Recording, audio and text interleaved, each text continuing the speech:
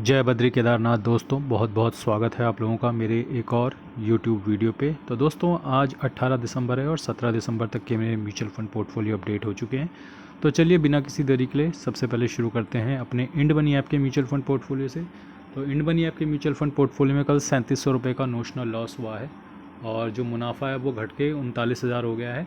8,66,000 invested value है, 9,05,000 current value है portfolio की। 4.5% का रिटर्न है।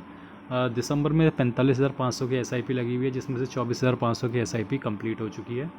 पराग पारिक ने कल 608 रुपये का लॉस दिया है। लगभग 5.25% के रिटर्न दे रखे हैं इस म्यूचुअल फंड ने मुझे इस साल।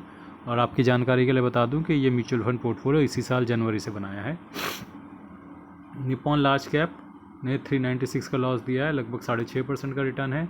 ICICI लार्ज कैप ने 363 रुपीज़ का लॉस दिया है, लगभग 7.25% का रिटर्न है। कोटक मिड कैप ने 188 का लॉस दिया, लगभग 5.25% का रिटर्न है। एडलवेज स्मॉल कैप ने 132 का लॉस दिया, लगभग 3.25% का रिटर्न है।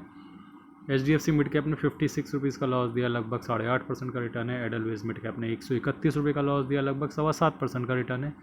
इन्वेस्को मिड कैप ने 159 रुपीज़ का लॉस दिया है कल और लगभग 8% का रिटर्न है। निप्पॉन मिड कैप ने कल 125 रुपये का लॉस दिया, लगभग 5.5% का रिटर्न है। बंधन लार्ज एंड मिड ने 74 रुपीज़ का लॉस दिया है कल और लगभग 7.25% का रिटर्न है। मोतीलाल मिड कैप ने 194 रुपीज़ का लॉस दिया, लगभग 1.25% का रिटर्न है।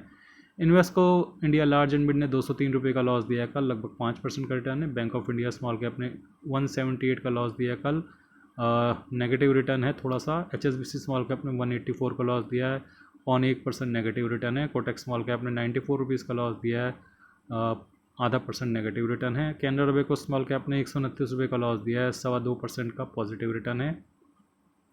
निप्पॉन स्मॉल कैप ने 126 का लॉस दिया है, 1.5% का रिटर्न है। JM फ्लेक्सी कैप ने 85 रुपीज़ का लॉस दिया है और लगभग 1% का रिटर्न है। और SBI स्मॉल कैप ने 151 रुपये का लॉस दिया, लगभग no profit no loss. Tata small cap ने 139 रुपये का लॉस दिया, 4.25% का नेगेटिव रिटर्न है। जियो ब्लैक रॉक ने 39 रुपये का लॉस दिया, लगभग नो प्रॉफिट नो लॉस पे जियो ब्लैक रॉक भी खड़ा है। तो दोस्तों ये तो है स्थिति मेरे इंड मनी ऐप के म्यूचुअल फंड पोर्टफोलियो की। आज कौन कौन सी मेरी SIP कटी हैं आप देख लीजिएगा एक बार। आज मेरी Kotak small cap, Nippon India growth, बस यही 2 SIP आज मेरी कटी हैं। आइए चलते हैं अब अपने ग्रो ऐप के म्यूचुअल फंड पोर्टफोलियो पे। तो ग्रो ऐप के म्यूचुअल फंड पोर्टफोलियो पे दोस्तों कल मुझे अच्छा खासा नुकसान हुआ है और आपकी जानकारी के लिए बता दूं, कल मुझे 13,000 रुपये का नुकसान हुआ और इस पोर्टफोलियो में मुनाफा घट के मात्र अब 13,000 रुपये रह गया। 27,47,000 इन्वेस्टेड हुए, 27,61,000 करंट वैल्यू है पोर्टफोलियो की। तो एक बार मैं फटाफट से फ़िल्टर करके दिखाता हूँ। तो कल आदित्य बिरला सन लाइफ PSU ही एकमात्र ऐसा फंड था जिसने पॉजिटिव रिटर्न दिया है। उसके बाद मैं धीरे धीरे स्क्रॉल कर रहा हूँ ताकि आप देख सकें किस किस फंड ने कल कितनी कितनी चपत लगाई है। तो सबकी बारी आई है, सबका बैंड बजा है यहाँ पे और ऑलमोस्ट ये पोर्टफोलियो भी नेगेटिव में जाने को तैयार है और होपफुली शायद आज नेगेटिव में चला भी जाए। तो ये तो थी स्थिति मेरे ग्रो ऐप के म्यूचुअल फंड पोर्टफोलियो की। दोस्तों आपकी जानकारी के लिए बता दूं कि 17 साल का जो सूखा था मेरा IPO ना लगने का, वो इस बार पूरा हो गया है। तो मुझे मेरे खुद के अकाउंट पे 17 साल में पहली बार IPO लग गया है। ICICI प्रूडेंशियल AMC का IPO मेरा लग गया है और उम्मीद जाग गई थी जब मैंने देखा था सिर्फ 2.39x ही सब्सक्राइब हुआ है।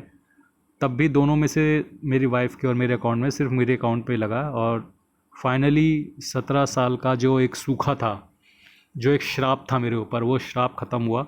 अब ये श्राप 50% तो ख़त्म हो गया है, 50% अगर पॉजिटिव लिस्टिंग हो जाएगी तो वो भी ख़त्म हो जाएगा।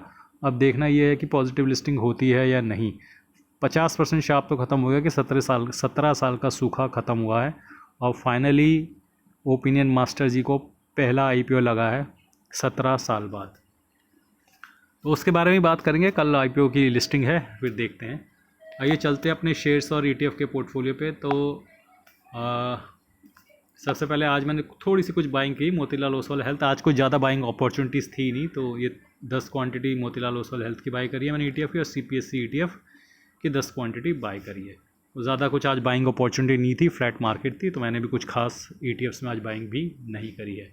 तो आप देख सकते हैं कि E-Multi MQ ETF ने 12 रुपये का गेन दिया, रियल्टी ETF ने 26 रुपये का गेन दिया, इंडसइंड बैंक ने 29 रुपये का गेन दिया, सेंसेक्स ETF ने 5 रुपये का लॉस, मिड स्मॉल ETF ने 16 रुपये का gain, Tata motor passenger vehicle ने 52 रुपये का लॉस, HDFC कॉल 20 रुपये का loss, genus power 37, CPSE ETF 20, top 10 ऐड ETF 11 रुपये का गेन, इरकॉन ने 68 रुपये का लॉस, फार्मा बीज ने 21 का लॉस, स्मॉल कैप ETF ने 3 रुपये का लॉस, लो वोल्टाइल ETF ने 2 रुपये का लॉस, FMCG ETF ने 17 का लॉस, LPL30 ETF ने 2 रुपये का गेन, शरिया 3 रुपये का गेन, निफ्टी क्वालिटी ETF 15 रुपये का गेन, मोतीलाल ओसवाल हेल्थ ने 34 रुपये का लॉस किया है। अब जैसा कि आप देख सकते हैं ओवरऑल स्थिति क्या है, क्या कोई ETF पॉजिटिव में है या सब नेगेटिव में जा चुके हैं। तो शुरू करते हैं लॉस से। तो इरकॉन जो है वो 4000 के नुकसान में, genus power 1600, Tata motor 15000, IndusInd bank 7000, Motilal Oswal health 2.25% के नुकसान में, स्मॉल कैप ETF 1.25% के नुकसान में, realty ETF 1.25, FMCG ETF 1.25, CPSE ETF 0.25, Sensex ETF 0.5%, mid small ETF no profit no loss, top 10 ऐड ETF no profit no loss, ईमेल TMQ ETF no profit no loss, HDFC कॉल ETF no profit no loss, Shariah BeES no profit no loss, LPL30 ETF 0.5% के मुनाफे में, लो volatile ETF 1% के मुनाफे में, pharma बीज 1.5% के मुनाफे में, निफ्टी क्वालिटी ETF 0.25% के मुनाफे में है। तो लेट्स होप कि निफ्टी क्वालिटी ETF और फार्मा बीज अब ऊपर की तरफ बढ़ेंगे जब भी मार्केट में रिवर्सल आएगा, और इन 2 ETF से अब उम्मीद है कि ये अपना टारगेट हिट करेंगे जितना भी मैं इनके लिए सेट करूँगा डिपेंडिंग ऑन देयर वॉलेटिलिटी। तो दोस्तों ये तो थी स्थिति मेरे शेयर्स और ETF के पोर्टफोलियो की। आप देख सकते हैं कि 2,39,000 इन्वेस्टेड वैल्यू और 2,10,000 करंट वैल्यू है पोर्टफोलियो की, और 12% के नुकसान में है लगभग ये पोर्टफोलियो। आइए अब चलते हैं अपने वीडियो के सबसे महत्वपूर्ण पड़ाव पे जो है हमारे इंडेसेस। तो इंडेसेस निफ्टी 50 आज फ्लैट था, और मिड कैप 50 जो है पॉजिटिव रहा है 0.5, मिड कैप 100 0.34% पॉजिटिव, और मिड कैप 150 0.21 पॉजिटिव रहा है। तो मिड कैप तो आज पॉजिटिव में जाएंगे नो डाउट।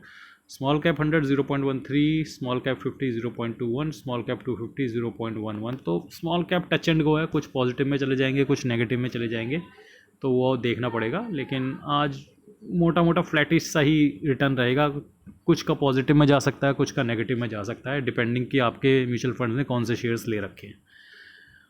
आइए चलते हैं अब अपने सबसे महत्वपूर्ण पॉइंट पे जो है FIDI का बाय सेल का डेटा। तो अभी तो आज का डेटा तो अपडेट नहीं हुआ है, तो कल जो है हमारे FII जो है 1100 करोड़ की बाइंग कर गए थे, और 768 की बाइंग जो है DI ने करी थी।